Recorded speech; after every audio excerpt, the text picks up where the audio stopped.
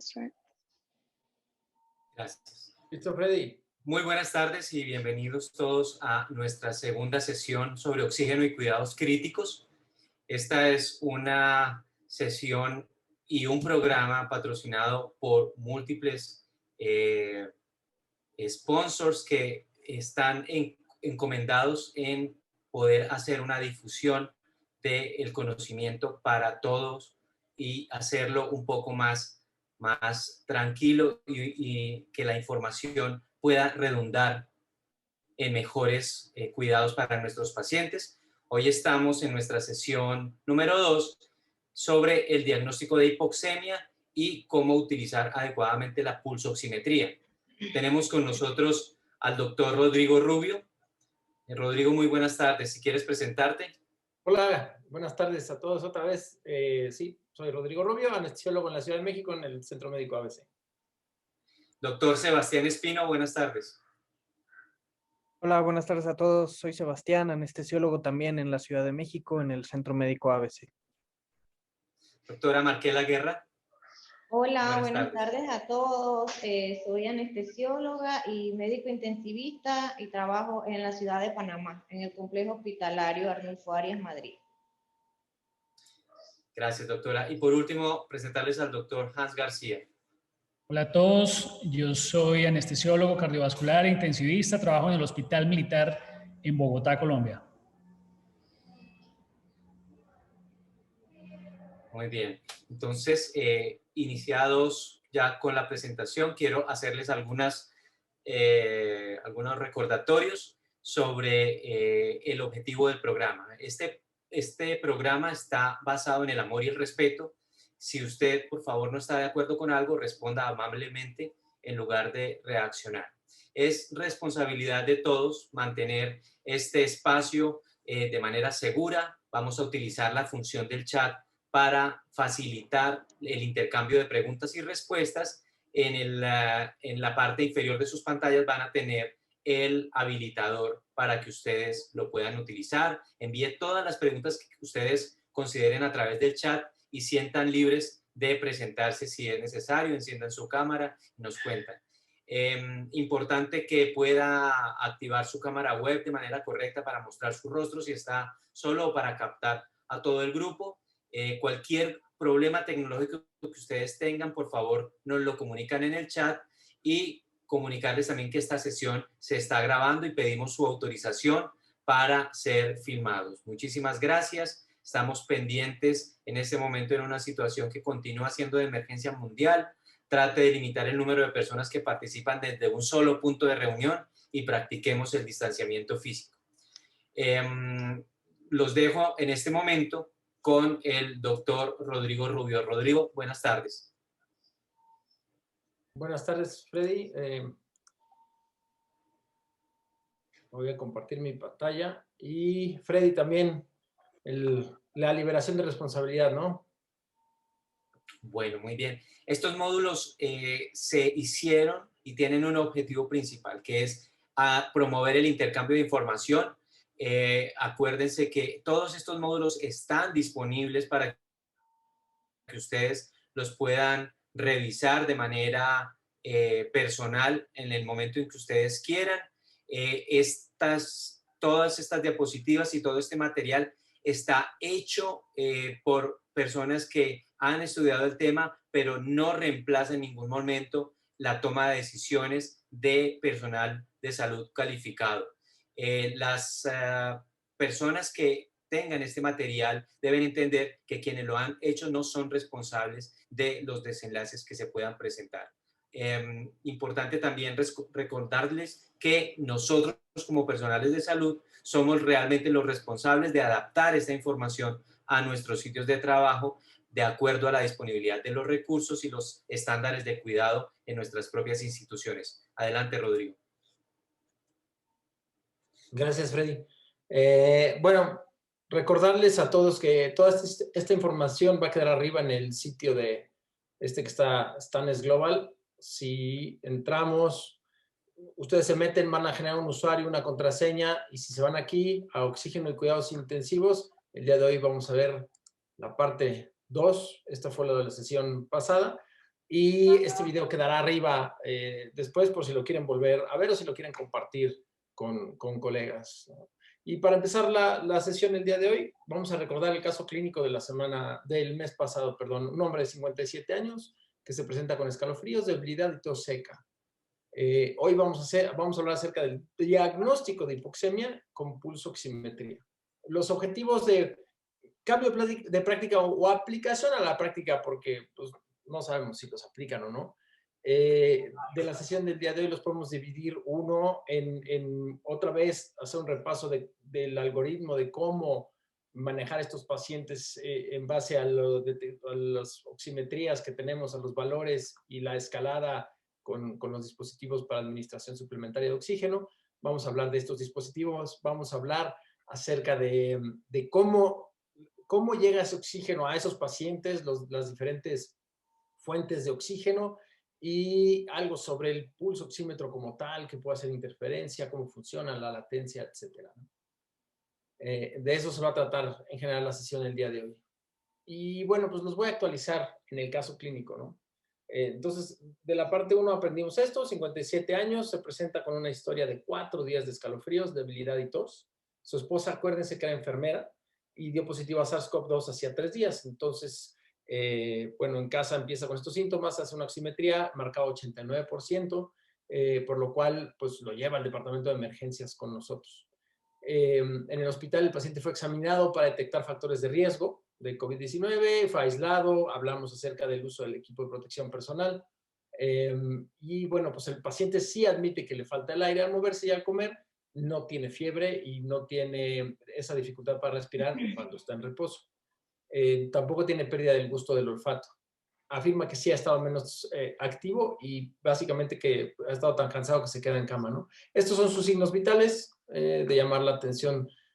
En general, la frecuencia 95, la presión 95-52, frecuencia respiratoria 24, ya está saturando 89%, pero tiene 36.5 grados Celsius, ¿no? Entonces reconocimos inmediatamente que el paciente está hipóxico y se le administró oxígeno mediante una cánula nasal, o sí, cánula nasal o puntas nasales, como le digan en dónde están, a 5 litros por minuto, y en ese momento su saturación mejora al 97%, ¿no? Va la primera pregunta al chat. ¿Cómo se usa y se ha usado ampliamente la oximetría de pulso en esta pandemia de COVID-19? ¿Qué experiencia tienen ustedes? ¿Cómo la han usado?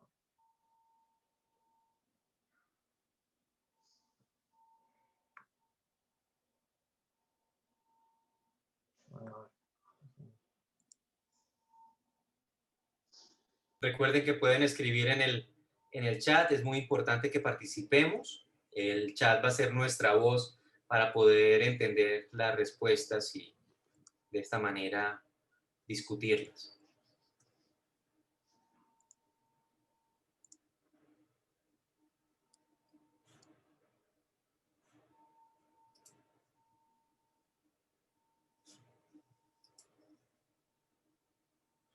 Mientras van generando las respuestas, Rodrigo, yo creo que la oximetría ha sido el dispositivo médico del año, porque es precisamente la herramienta que está a la mano de la gran mayoría de instituciones para detectar la posibilidad de empeoramiento de los pacientes y la toma de decisiones en salud específicamente en esta emergencia mundial como ha sido la pandemia. Acá tenemos respuestas muy interesantes. Nos habla María Cristina García que en la consulta, además de los signos vitales, es fundamental la oximetría durante la evaluación de los pacientes. Araceli Martínez nos dice que por debajo de 80 iniciamos la administración de oxígeno. Ahorita vamos a ver un poquito cuáles son las indicaciones reales y cuáles son los números mágicos que nos deben alertar una intervención. Alguien nos dice que es el sexto signo vital. Es un dispositivo básico. Se pone en el dedo medio del paciente mientras se conversa con el paciente para hacer una evaluación lo más precisa posible. Bueno, son respuestas que definitivamente son útiles, ¿no? Son correctas. Y entonces ahora acuérdense, si entramos a este sitio, le damos clic aquí, a donde vienen preguntas frecuentes, nos va a llevar a esta sección. Espérenme, es que me estorban las cámaras. Y aquí lo podemos poner en español. Y vamos a hablar acerca de la herramienta de toma de decisiones, otra vez con esta herramienta de Livebox de COVID-19. Ahorita hay un error con la conexión, pero no pasa nada porque aquí tenemos el algoritmo del uso de la oximetría de pulso como auxiliar a la toma de decisiones. Y, doctora Markela, ¿qué nos puede platicar?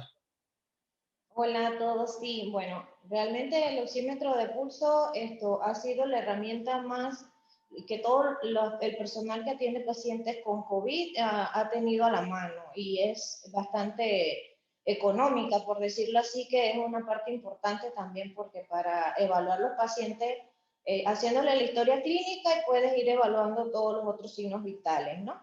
Entonces aquí este cuadro que se actualizó el 14 de abril de 2020, ellos nos dicen que debemos tener en nuestra mente pues un cuadro de cuando nos llega un paciente a hacer estas preguntas y que no se nos olviden, ¿no? Este paciente, nuestro paciente, presenta algunos de estos síntomas: fiebre mayor de 38 en los últimos 14 días, si ha tenido tos o dificultad para respirar, frecuencia respiratoria elevada.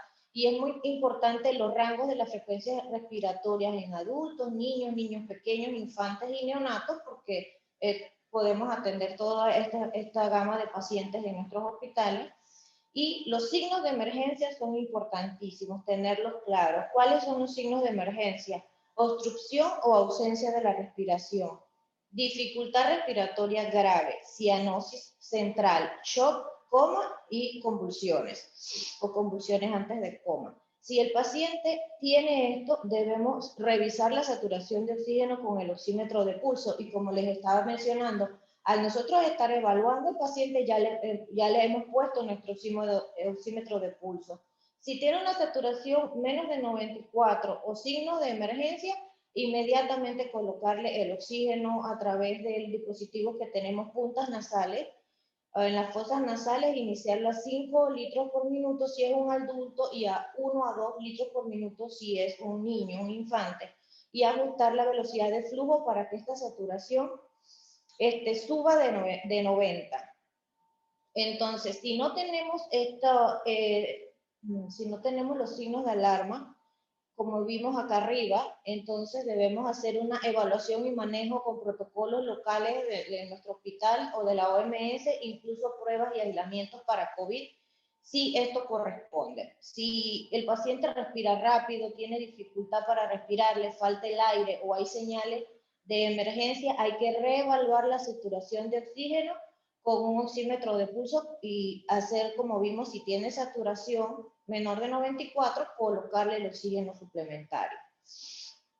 Luego, que le colocamos el oxígeno suplementario al paciente si tiene saturación menos de 94 o los signos de emergencia que vimos anteriormente, hay que volver a revisar la saturación de oxígeno después de 15 minutos. Esto es muy importante, que no se nos olvide y revisarlo cada 15 minutos y mirar si hay signos de emergencia, volver a chequear los signos vitales, saturación de oxígeno cada 2 a 5 minutos y ajustar la velocidad de flujo para que la saturación de oxígeno sea mayor de 94.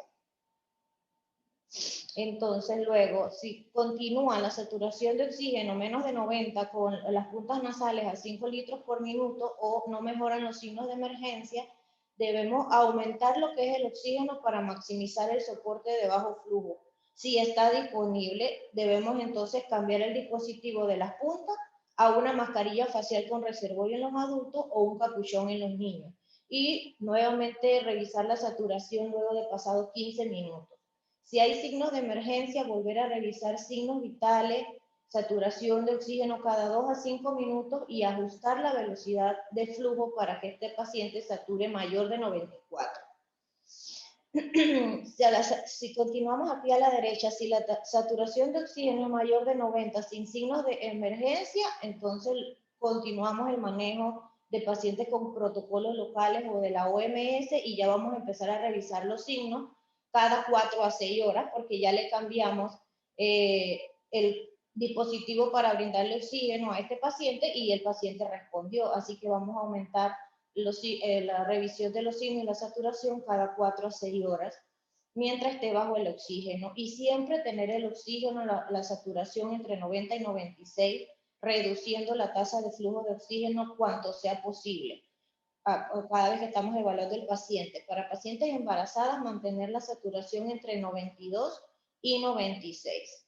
Si a pesar de que le cambiamos el dispositivo para la administración de oxígeno con la mascarilla facial con reservorio, nuestro paciente continúa con saturación menor de 90 o tiene los signos de emergencia que no revierten, entonces debemos ingresar a este paciente a la unidad de cuidados intensivos si está en un hospital pues, donde hay unidad de cuidados intensivos, maximizar el soporte con oxígeno y considerar la posibilidad de aumentar el soporte respiratorio si está disponible con otros dispositivos para administración de oxígeno, que monitorizar la saturación de oxígeno continuamente, o sea, en un monitor continuo, y si hay señales de emergencia, debemos apuntar a que la saturación sea mayor de 94, debemos ya proporcionarle otros dispositivos como ventilación mecánica no invasiva, dispositivos de cánulas de alto flujo, y ya al final, si no revierte, debemos pues, hacerle una intubación endotraqueal. Ok, muchas gracias. Muy interesantes algunos aportes que han dado acá en el chat, y nos preguntan que si uno además, es decir, a través del pulsoxímetro puede llegar a determinar la frecuencia respiratoria de los pacientes. Sería bueno esta discusión porque de todas maneras el examen clínico es fundamental. Doctor García, ¿usted qué opina de este tema? Bueno, esa pregunta es muy válida y es importante porque no podemos tener parámetros que nos puedan confundir. Siempre el examen que nosotros hacemos y la evaluación va a ser superior. Podemos ver la frecuencia respiratoria, ver los signos que nos sugieren la dificultad respiratoria, o sea, esa primera parte de la evaluación que hacemos nosotros cuando vemos un paciente, incluso desde el triage, nos lleva a tomar decisiones. Este dispositivo nos puede aportar frecuencia cardíaca. Esa sí es una de las opciones que tiene, pero no frecuencia respiratoria. Eso tenemos que evaluarlo nosotros. Sí. ¿Algún otro comentario de los panelistas? No, yo creo que es correcto lo que dijo Hans. Creo que sí es la pregunta ahora nos toca, ¿no? ¿Cuánto tiempo después de, ya le pusimos el oxímetro de pulso, estaba baja la saturación, ¿cuánto tiempo después de poner el oxígeno debe de tarda en aumentar la saturación? ¿Qué piensan todos?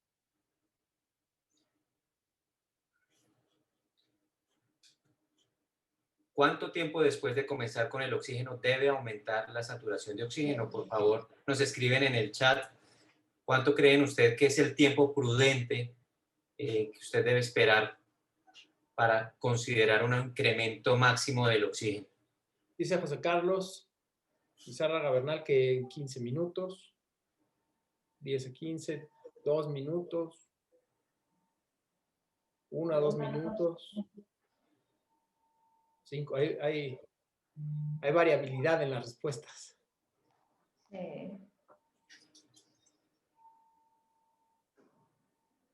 Bueno, pero cada vez nos aproximamos más a que la valoración debe ser digamos, lo más temprana posible, ¿no? Sí. Sí, lo que denota aquí es que no es automático, ¿no? Que no le pongo el oxígeno y automáticamente en ese momento sube la saturación. De hecho, aquí hay un link, se carga.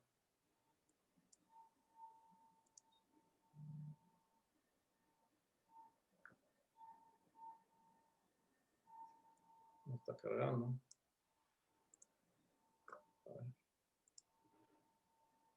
Aquí está. Ahí está.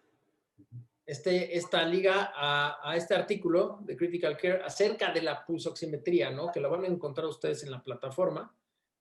Y aquí en la página número 3 habla acerca de los tiempos. Doctor Hans García, ¿qué nos platicas de esto? Bueno, Rodrigo, ahí es importante tener primero presente cuáles son las características con las que funciona el pulsoxímetro. Y el que usualmente tenemos todos nosotros está trabajando con la pinza, que todos conocemos muy bien, que sensa la diferencia de la longitud de la onda de la luz cuando atraviesa los glóbulos rojos y nos va a detectar la oxigenación que ellos tienen. Entonces van a haber factores que pueden influenciar que la señal se altere, que la señal no sea buena, que la señal se demore, como los pacientes que están fríos, pacientes que pueden estar hipotensos, son condiciones que pueden cambiar estos tiempos. En general, en una persona que no tenga estas alteraciones, la respuesta puede ser de 20 a 30 segundos. Como les digo, con la mayoría de los dispositivos que estamos viendo.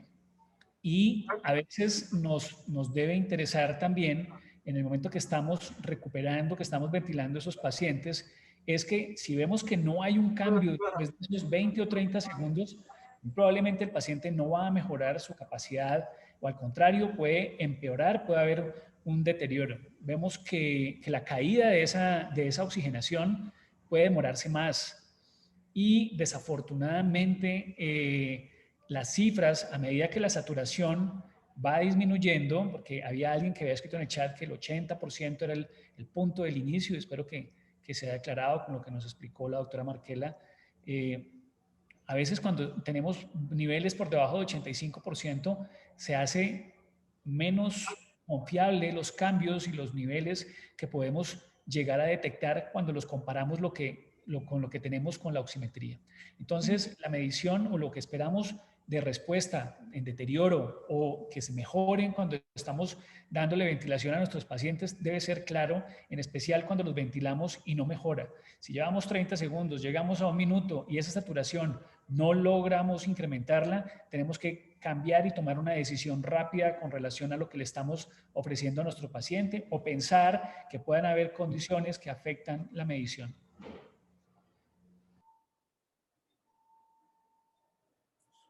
Exacto. Rodrigo, Entonces, en resumen, ese tiempo de que ponemos, según esta referencia, el tiempo son más o menos 28 segundos, dependiendo que no tenga estos factores que pueden alterar y al rato tocaremos un poco más profundo. Genial, genial.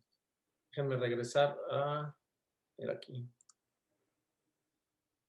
Perfecto. Y entonces, ok, ya vimos, ya pusimos el oxímetro y como platicamos la otra vez, tenemos diferentes dispositivos para administrar oxígeno, ¿no? ¿Cómo clasificamos estos dispositivos de acuerdo a la FiO2 suministrada, Sebastián? Pues aquí nos dan 4 dispositivos diferentes. No sé si todos ustedes tengan acceso a estos diferentes 4 dispositivos. El más común y el inicial que utilizamos pues serían las puntas nasales o cánulas nasales, no sé cómo les llamen ustedes en su región, y son los dispositivos menos invasivos y son también los que menos porcentaje de oxígeno van a podernos suministrar, ¿no? Tienen la ventaja de pues, que son relativamente cómodos, el paciente los tolera relativamente bien. Sin embargo, con las limitaciones que ya conocemos, ¿no? Pueden resecar la nasofaringe y con eso causar irritación. En pacientes muy sensibles incluso llegar a causar algún sangradito, alguna cosa. El flujo, se utilizan a flujos bajitos, ¿no? Y justamente con esta intención de disminuir el riesgo de resecar mucho la mucosa.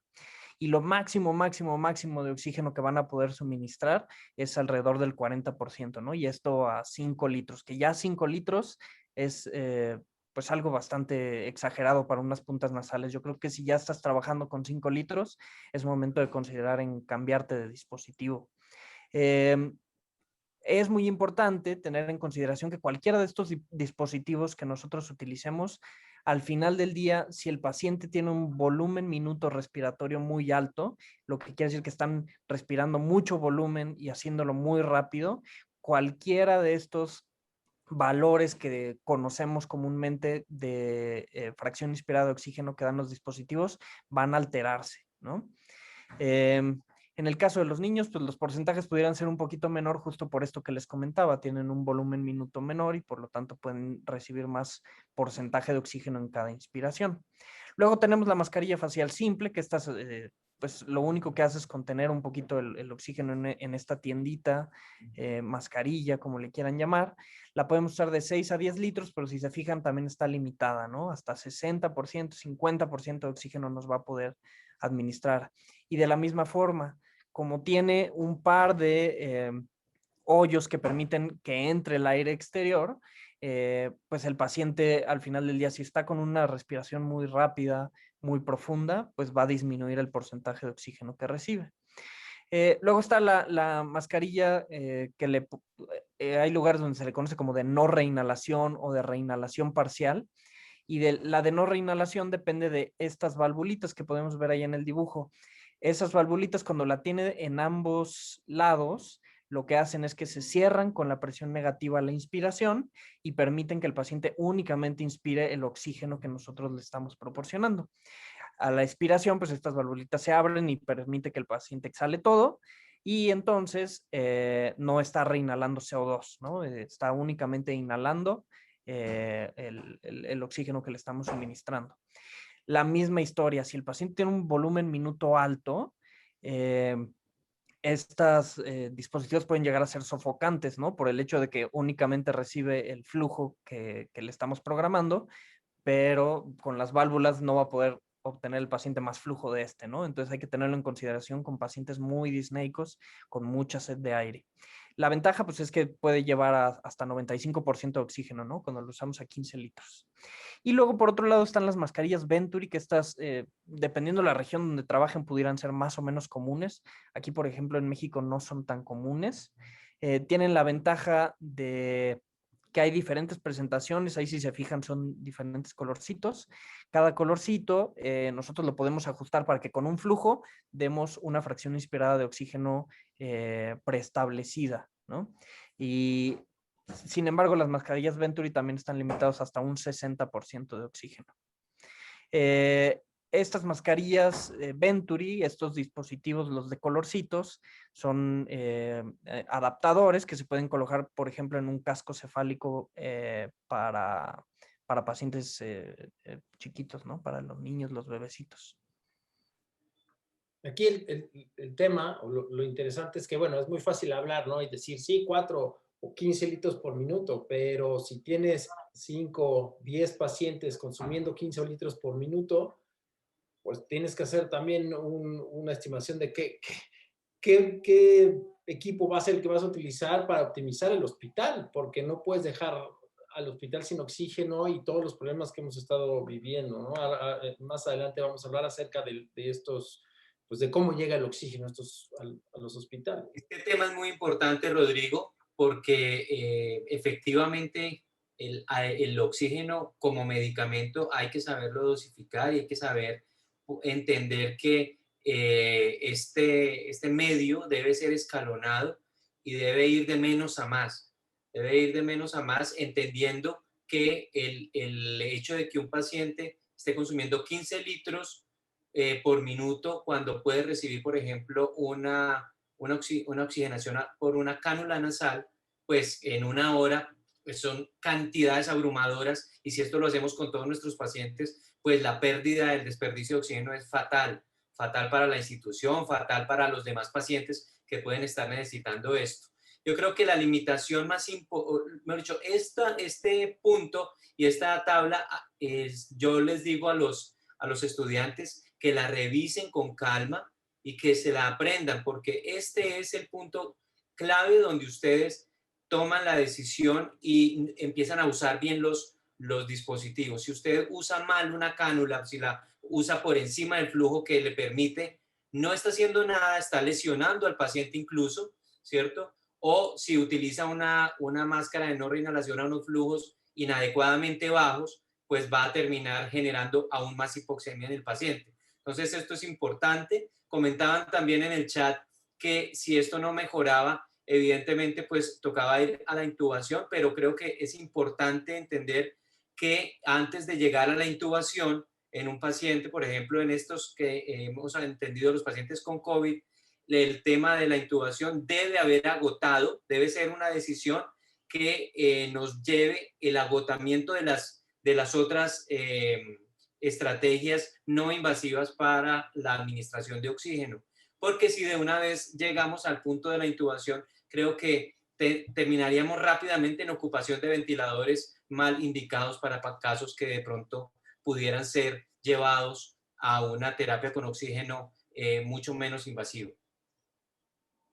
Y como dice Eugenia, ¿no? Las FiO2 altas, pues también pueden ser dañinas, ¿no? Hay que, digo, no nos vamos a meter a discutir todo ese tema en este momento, pero sin duda alguna, todo eso hay que ponerlo en consideración.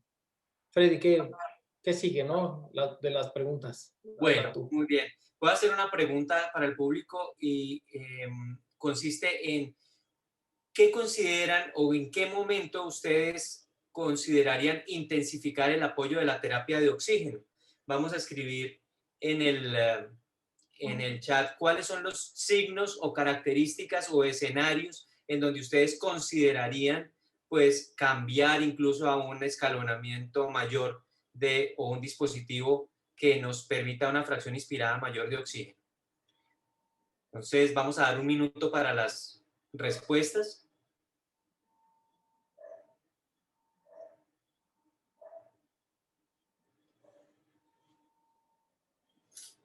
Bueno, muy bien, acá nos están hablando de que el hecho de no alcanzar las metas de saturación implantadas, pues son una condición para pensar en cambiar. La oxigenación del paciente aún con oxígeno, claro. Según la respuesta del paciente al oxígeno administrado, la respuesta clínica y la oximetría. La presencia de taquipnea, o no alcanzar las metas de oxigenación. Bueno, vamos bien. Yo creo que estamos encaminados en lo que es uno, el objetivo. El objetivo del paciente es llegar a una meta de oxigenación a través de la verificación por la pulsoximetría. Efectivamente, hay otros datos que nos pueden hacer pensar que necesitamos intensificar el apoyo a la terapia de oxígeno. Yo creo que ya podemos pasar entonces a hacer clic un momento y mostrarles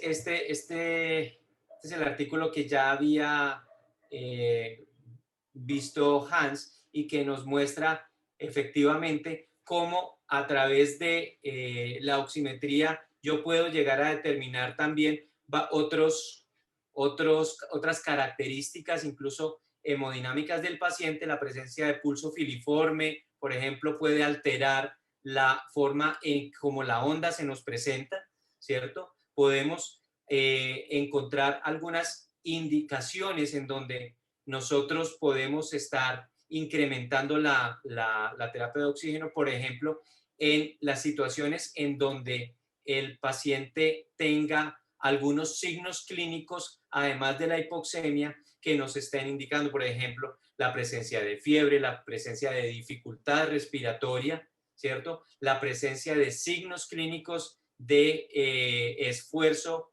respiratorio. Creo que es importante entender más o menos las frecuencias respiratorias con que se manejan los pacientes y vimos un cuadro muy interesante que ya nos presentaban la doctora Marquela en el live box, que era las frecuencias, por ejemplo, para un adulto, más de 22 respiraciones por minuto es un signo de frecuencia respiratoria elevada, pero en la medida en que la edad disminuye, se va permitiendo un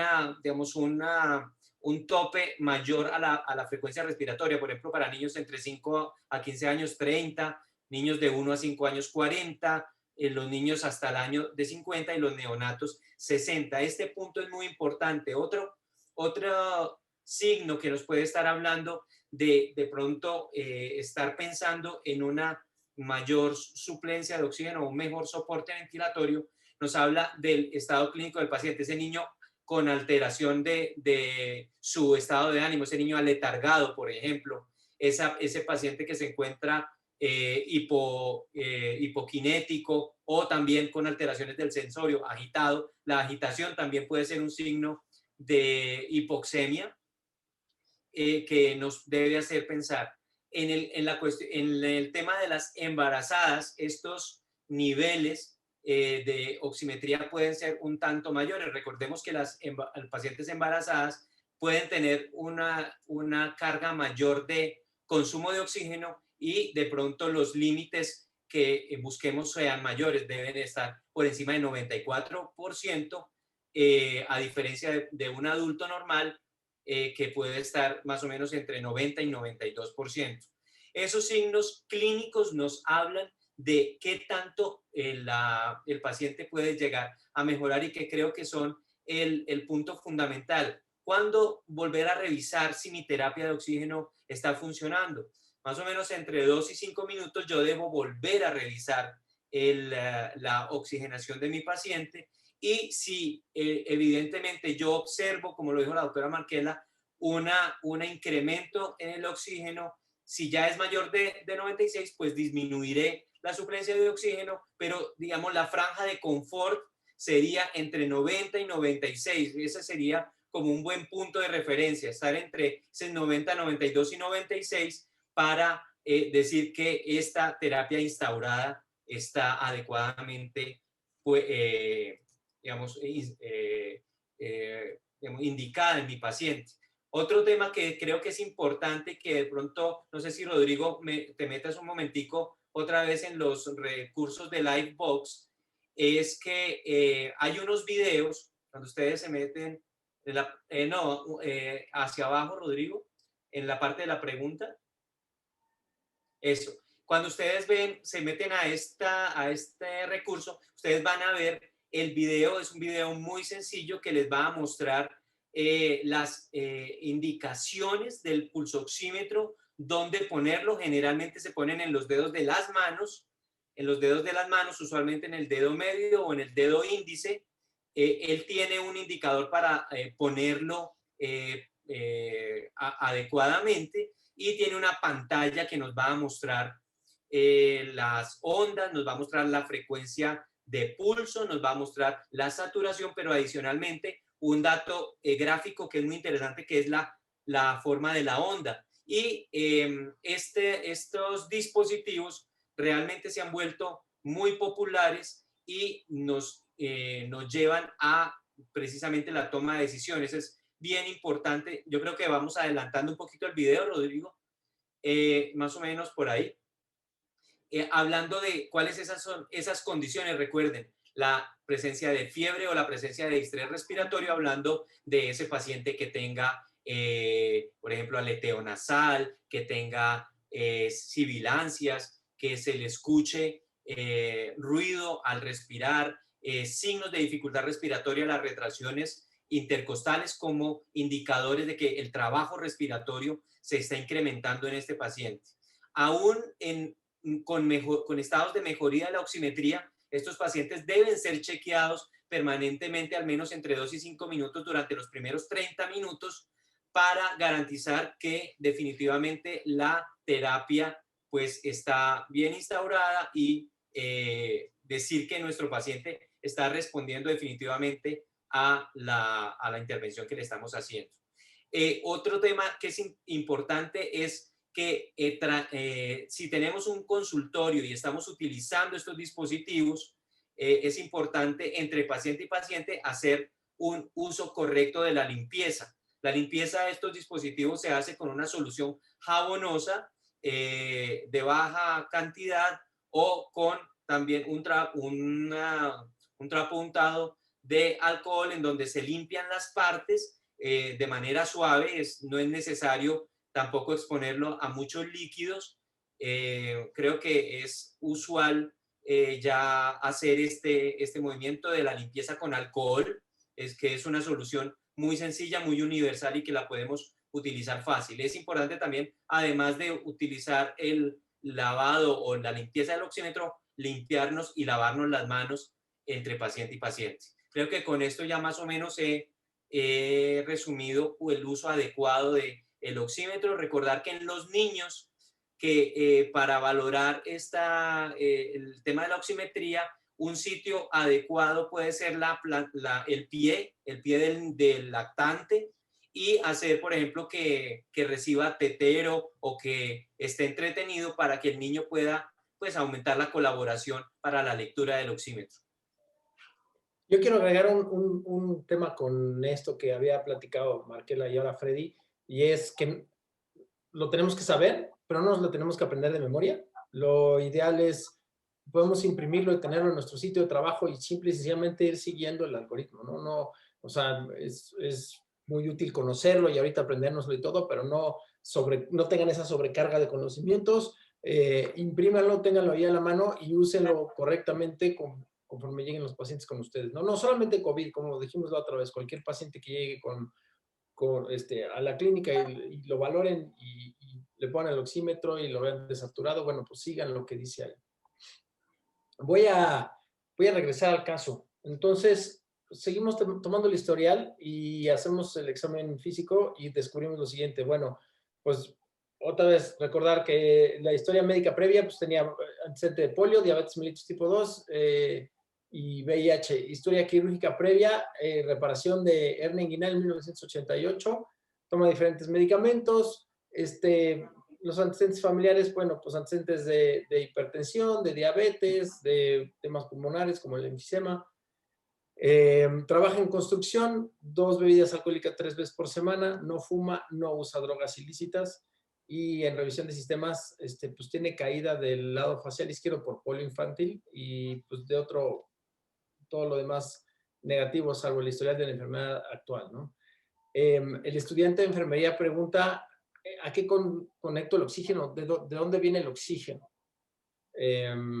Entonces, pues, ¿de dónde viene el oxígeno en sus centros en donde trabajan? ¿Saben qué tipo de fuente de oxígeno tienen?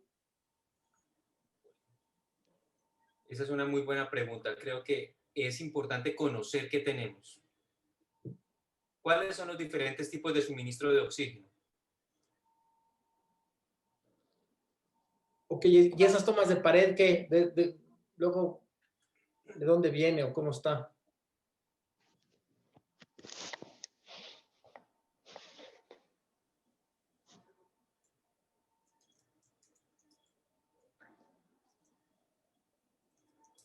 Que hay lugares que solo tienen un cilindro, ¿no? Pero veo que la mayoría tienen central.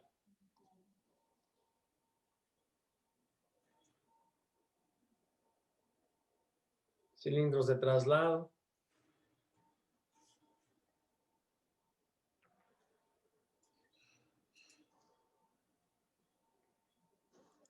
Bueno, la mayoría habla acerca de un central, ¿no? Vamos a hacer clic aquí. Doctor Hans García, ¿qué nos puede platicar de dónde viene el oxígeno o de dónde puede venir el oxígeno en nuestros lugares de trabajo?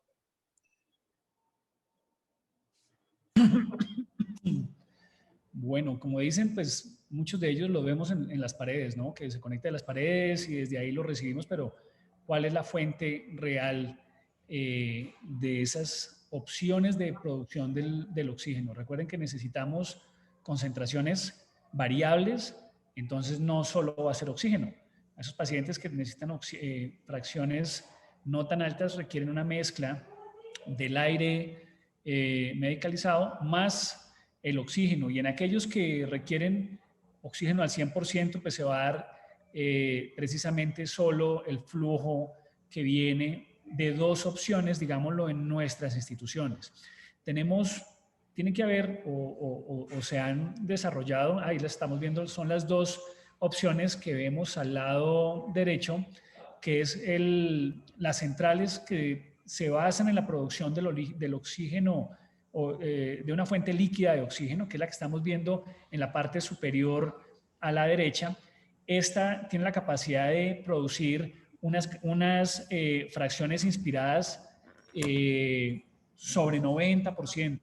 Es importante que cuando detectemos que la producción de ese oxígeno no está en niveles óptimos, pues hay que activar alarmas y revisar inmediatamente qué puede estar sucediendo. Eso nos puede pasar en cuidados intensivos, nos puede pasar en urgencias, a pesar de que los sistemas de conexión desde estos sitios de producción del oxígeno nos llegue hasta las distintas áreas donde tenemos nuestros pacientes. Una de las ventajas es que la suplencia a través de esta o la que vemos al lado izquierdo, que son otro tipo de planta de oxígeno que es más, podríamos decir que es como un concentrador de oxígeno, comparten las características con la anterior en que podemos tener una muy buena disponibilidad, suplir diferentes áreas, como les digo, porque si tenemos 10 quirófanos, 30 camas de cuidado intensivo y más lo que ha venido sucediendo durante la pandemia, que cambió completamente cómo se manejaba el cuidado intensivo. Probablemente antes del COVID teníamos 10 camas de cuidado intensivo y podrían estar ventilados 2, 3, 5. En este momento están ventilados todos los pacientes, más los pacientes hospitalizados con una afluencia de oxígeno importante. Entonces, las instituciones que cuentan con estas dos opciones de planta de producción de oxígeno, pues pueden tener la capacidad de suplir un número importante de pacientes.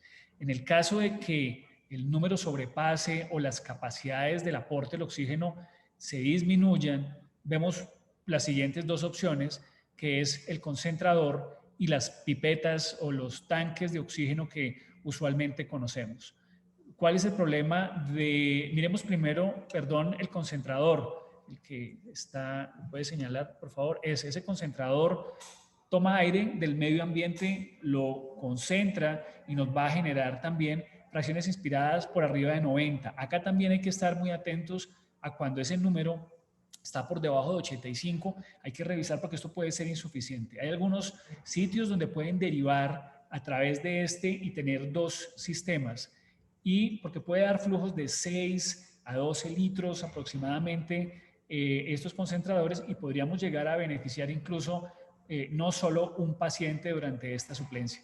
Esto necesita corriente eléctrica, necesita que esté con una adecuada fuente para poderlo producir, a diferencia de las pipetas que vemos a la izquierda, que todos conocemos, pues no necesita ninguna conexión, conectar los adaptadores, los medificadores, los dispositivos que consideremos para cada una de las indicaciones, incluso en los casos de transporte de pacientes con ventilador de transporte, estos son los que nos puede suplir en la mayoría de los casos esta necesidad de dar fracciones inspiradas de oxígeno elevadas. El problema es que no son infinitas, toca tener un buen sistema logístico de que nos entreguen en las diferentes regiones, que se esté renovando constantemente, perdón, el consumo de pipetas. Hay que tener un adecuado plan logístico. Si sabemos que en este momento tenemos las 10 camas de cuidado intensivo, más quirófanos, más urgencias, y ya tenemos un estimado de cuánto oxígeno estamos consumiendo, y en las áreas distantes funciona mucho esta opción de las pipetas, debemos saber cuál va a ser nuestro mínimo para no producir un riesgo en el momento que necesitamos activar un recambio de estas, y no esperar a que nos quede menos del 20%, ya que en situaciones en que esos pacientes hospitalizados se deterioren, pues podrían cambiar de estar en una indicación de un Venturi o una bolsa de no reinhalación a pasar a una necesidad de una cánula de alto flujo, una máscara, una ventilación no invasiva o ventilación mecánica invasiva.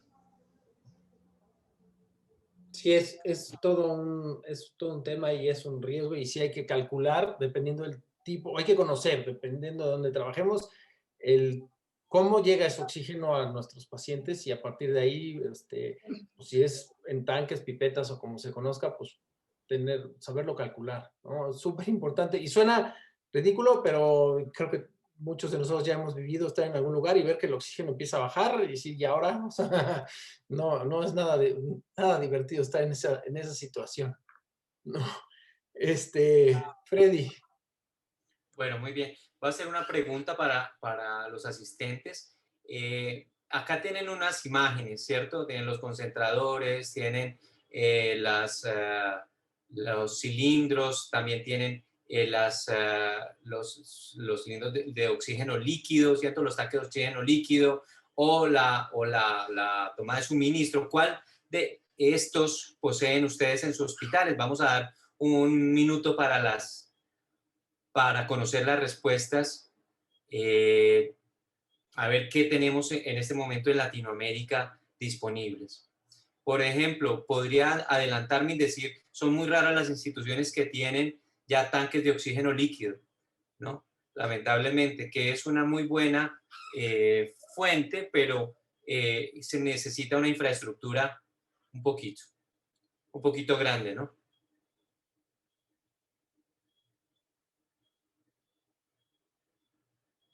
Acá estamos hablando de generadores de oxígeno, tanques de oxígeno central, suministros central y cilindros de oxígeno. En mi hospital tengo las 4, qué bien, doctor Cuellar. Oxígeno líquido, tanque fijo central, tanques o pipetas, no hay concentradores. Muy bien, yo creo que ya podemos hacer clic sobre este punto. Fíjense,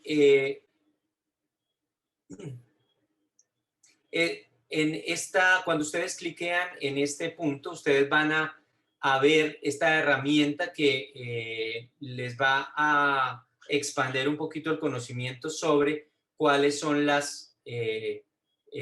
quizás las partes más importantes o las características más importantes a tener en cuenta cuando ustedes decidan la pertinencia de algún método de almacenamiento de oxígeno.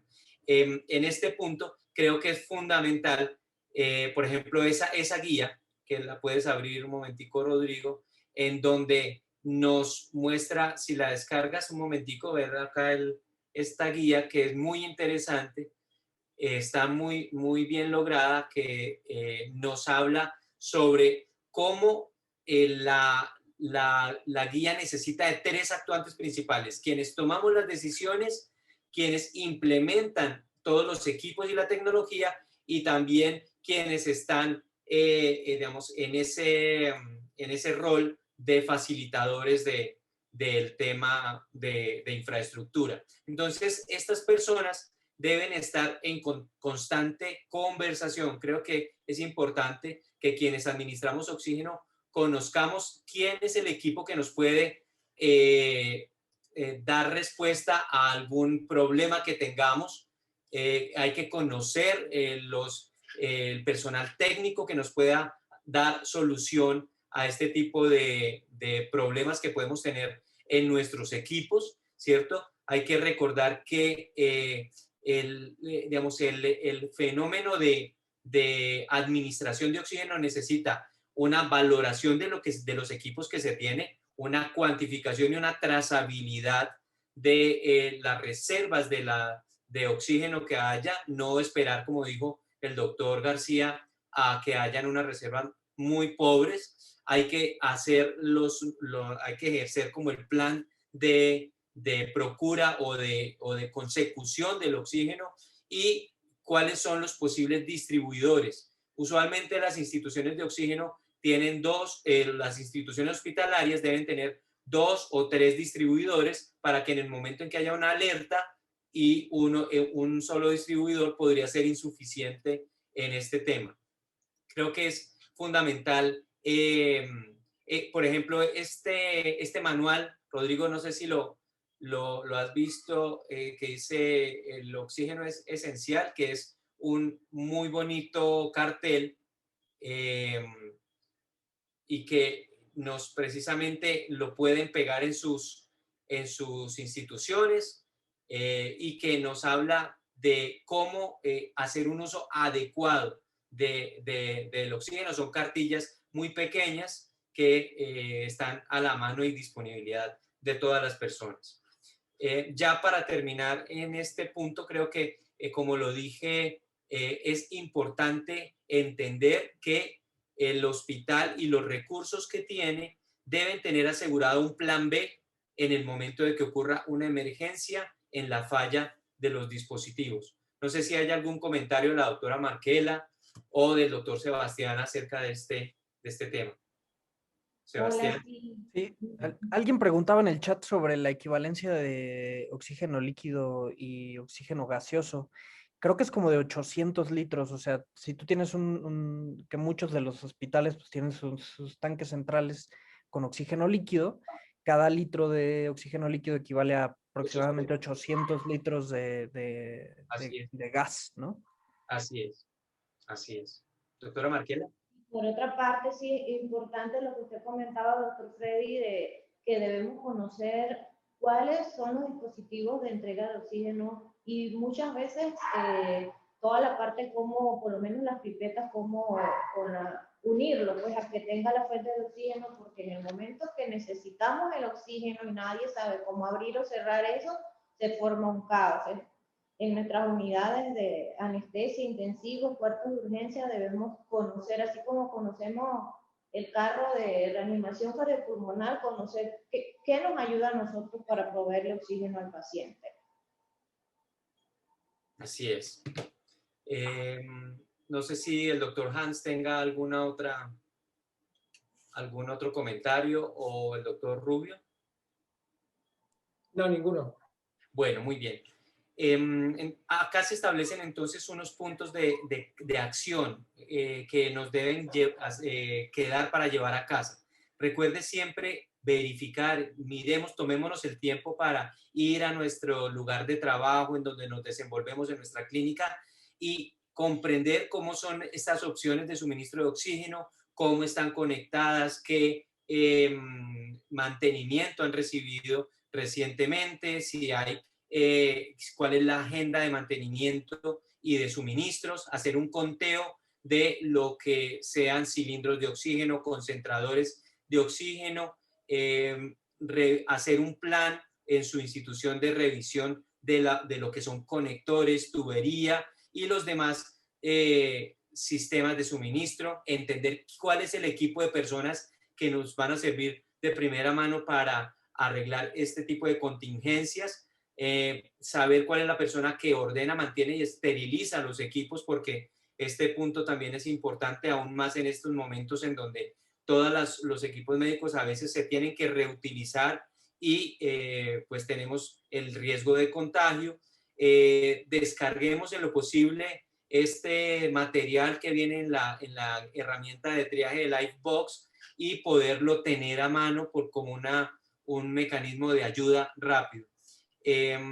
Si es posible, estos carteles que son pequeños y que son para recordarlo, pongámoslo en urgencias, pongámoslo en quirófanos, en la unidad de cuidado intensivo y en la sala de intermedios. Entonces, de pronto el oxímetro empieza a sonar y el estudiante pregunta, ¿qué está pasando? ¿No? Y esto es lo que vemos, pero vemos esta curva. Si le damos clic aquí a la herramienta, le podemos dar play y entonces, ¿cuáles son estos dos valores? ¿No? Este valor, el de arriba, el grande, es la oximetría, ¿no? Y esto es lo que marca 83%. Sin embargo, como dice aquí en inglés, esta curva no es una curva muy bonita, no es una curva parejita, una curva de pletismografía. Se ve una curva toda irregular. Y exactamente como dice Reinaldo, el equipo está desconectado. Bueno, hay alguna falla de detección, porque lo que tenemos que ver es esa curva pareja que va como la onda de pulso, una pletismografía bien marcada, ¿no? Aquí abajo vemos la frecuencia cardíaca que marca 55, pero también podría ser falsa porque si esta curva no es correcta, ¿no? Porque si esta curva está detectando alguna otra cosa o tiene fallo. Entonces, como dice aquí, el paciente tiene escalofríos, está desconectado. Hay muchas causas, como decía Hans, que pueden hacer que falle un oxímetro, ¿no? Entonces, ¿qué ya comentó Hans hace rato, pero qué se les ocurre que puede hacer que haga que un oxímetro no sense bien, ¿no? Que tenga error, que tenga fallo, que no tengamos esa curva tan bonita y que por lo tanto no tengamos esos datos? ¿Qué conocen?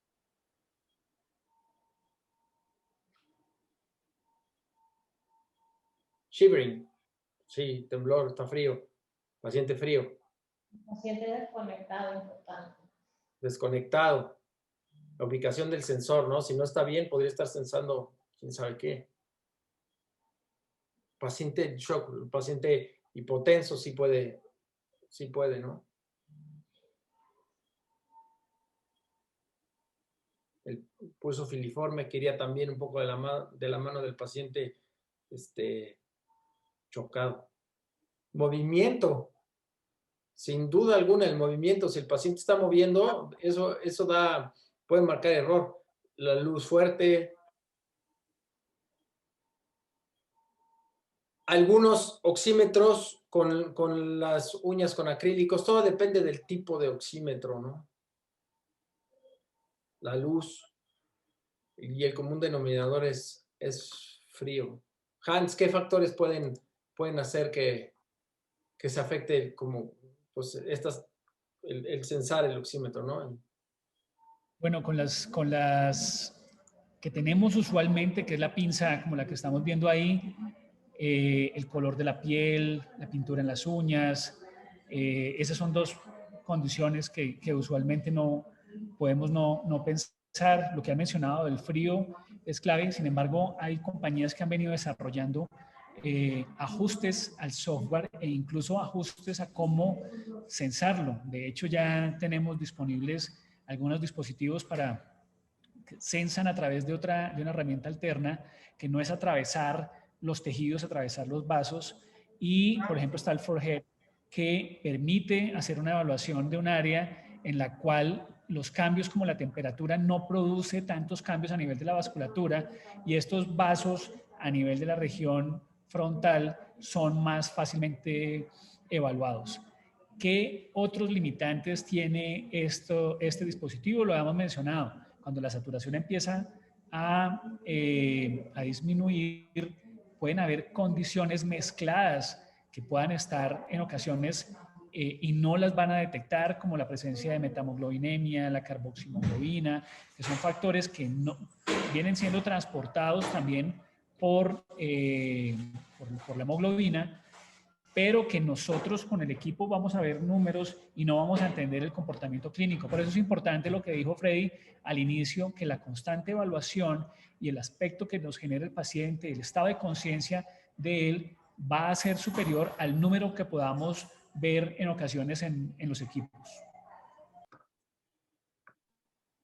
Markel, ¿algo más que nos haya faltado? Creo que no. Bueno, entonces... Al evaluar la simetría debemos ver que esa onda coincida con el electrocardiograma si es con ese dispositivo que vemos allí, ¿no? Pero eso es primordial cuando vemos, antes de hacer alguna actuación medicamentosa, verificar que esté bien colocado o calentarle la manito al paciente. Exactamente. Sí, también tenemos un electro, compararlo y antes de decidir hacer cosas, verificar que esté bien colocado, que no haya nada que esté afectando esa oximetría. Eso lo vemos muy frecuente, ¿no? Exacto. ¿Qué elementos de aplicación a la práctica vamos a tener? Pues ya conocemos o ya repasamos acerca de los valores precisos de la oximetría de pulso y la latencia, cuánto tarda, ya lo platicamos, y también los factores que afectan una lectura de un oxímetro de pulso, ¿no? ¿Qué pasa? Que pusieron bien el oxímetro, en este caso, bien en el dedo del paciente, y ahora ya la saturación marca 95%. ¿Cómo cuidan ustedes? Perdón, Rodrigo, a mí solo me gustaría agregar Sí. que la anemia no es un factor que interfiera con la señal de la oximetría, ¿no? Que un paciente tenga la hemoglobina baja y al poner el oxímetro encontremos que está saturando bajo, no es culpa de la hemoglobina baja. Realmente sus niveles de oxígeno están por debajo de lo que esperamos, ¿no? Entonces, nada más para tenerlo en consideración. Sí, muy bueno. No asumen, está anémico, entonces por eso está desaturado. No tiene nada que ver, ¿no? Bien. ¿Cómo cuidan ustedes de sus oxímetros de pulso? ¿Cómo los limpian entre usos?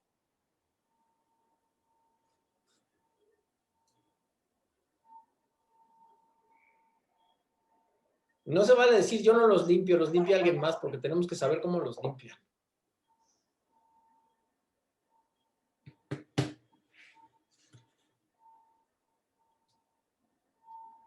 Acá nos dicen que con alcohol, también hablamos del amonio cuaternario, toalla con amonio cuaternario.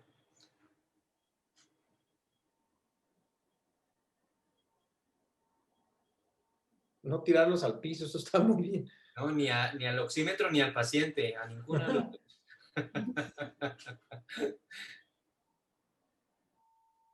Ahora muchos eran desechables para cada paciente. Sí, ya hay unos desechables en lugares que tienen el recurso, pero Sí. considerando que la mayoría de Latinoamérica no es...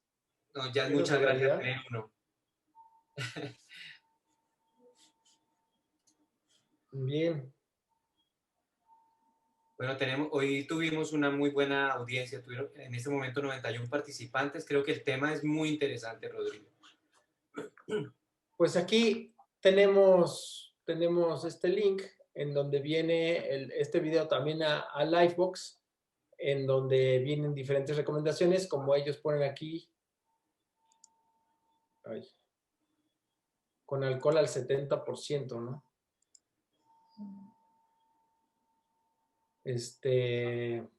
Alcohol medicado, alcohol al 70%, es muy fácil porque lo tenemos ahí a la mano.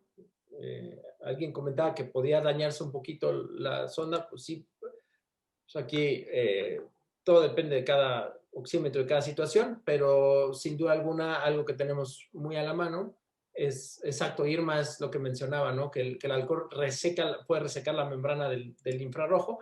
Lo que pasa es que no en todos lados se pueden tener otro tipo de líquidos o materiales con los cuales limpiar, y el alcohol al 70% es muy accesible en lugares alejados, en pequeñas clínicas, etcétera, etcétera, ¿no? Entonces, cada hospital sin duda alguna tendrá sus criterios o sus técnicas, pero pues, si tenemos esas toallitas con el alcohol al 70%, pues es mejor que nada, ¿no? Freddy, cierra. Bueno, muy bien.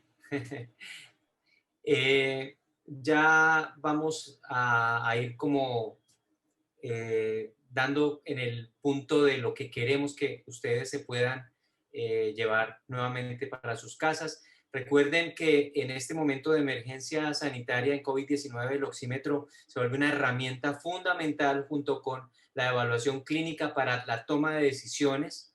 Hay que entender que el oxímetro de pulso es una herramienta valiosa, pero que no es perfecta y que tiene unos tiempos de latencia que deben ser necesarios de esperar para saber exactamente y poder confiar en la lectura. Hay que clasificar los dispositivos por medio de los cuales nosotros estamos suministrando el oxígeno según la fracción inspirada de oxígeno que nosotros queramos alcanzar. Recordemos que hay unos materiales, este material de Livebox que uno puede descargar, está en español también, para mostrarnos hacernos una lectura rápida, un recordar rápido de lo que son estos dispositivos.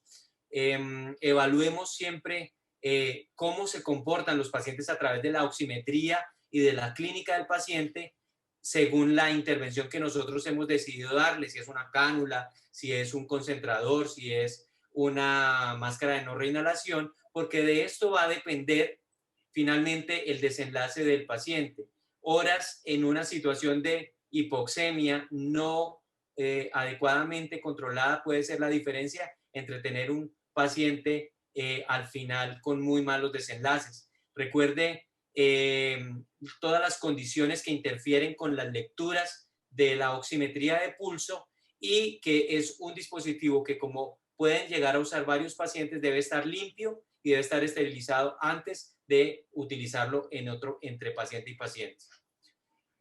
Con esto, pues hemos revisado todos los dispositivos de suministro de oxígeno, cilindros, concentradores, cómo también hacer ese escalonamiento en la terapia de oxígeno, cómo usar la oximetría adecuadamente para unas metas en donde vamos a decidir si nos escalamos a otra intervención un poquito que nos permita una fracción inspirada mayor, o si paramos ahí. Es importante conocer las limitaciones tanto de la oximetría como de cada uno de los dispositivos de administración no invasiva de oxígeno, y cómo algunos datos clínicos nos ayudan a tomar la decisión, específicamente los signos de dificultad respiratoria, como son la taquipnea, el esfuerzo respiratorio y algunos ruidos y condiciones o características especiales de la respiración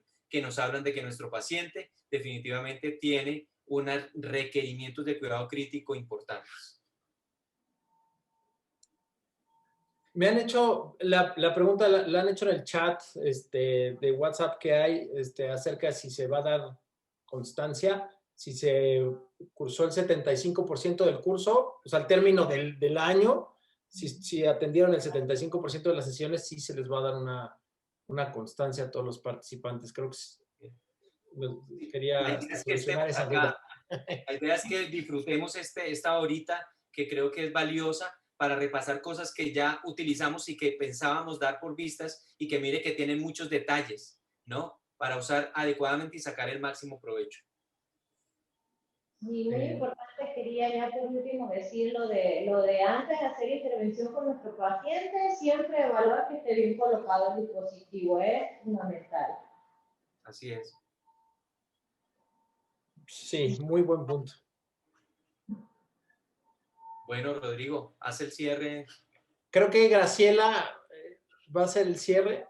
Ah, bueno. Me comentaba. Muy buenas tardes para todos. Mi nombre es Graciela Dutro. ¿Cómo están? Mucho gusto de conocerlos. Ha sido muy interesante escucharlos a todos con ese español tan bonito de todos. Y bueno, yo soy una de las traductoras colaboradoras para International Assist. Y pues entonces, gracias a todos. Y antes de concluir la sesión, nos gustaría compartir algunas notas finales. El resumen de la sesión, por favor, visite el Centro de Recursos de Aprendizaje para obtener las diapositivas de presentación y las grabaciones. Además, el sitio incluye muchos recursos adicionales, exámenes, ejercicios de casos y videos. Y los enlaces a la grabación y al Centro de Recursos de Aprendizaje se compartirán después de la sesión por correo electrónico y WhatsApp. Pues únase a nosotros en WhatsApp, escanee el código QR o participe usando el enlace. Y pues entonces, finalmente esperamos que se una a nosotros para la sesión 3 el próximo 6 de julio. El tema será mesa redonda de preguntas frecuentes en oxigenoterapia y cuidados intensivos. Muchísimas gracias. Muchas gracias. Bueno, jefe Rodrigo Rubio, por favor, nos hacen los honores. ¿Cuál jefe? Gracias a todos. Nos vemos en un mes para las preguntas frecuentes. Cuídense mucho, un abrazo. Chao, chao. Bye.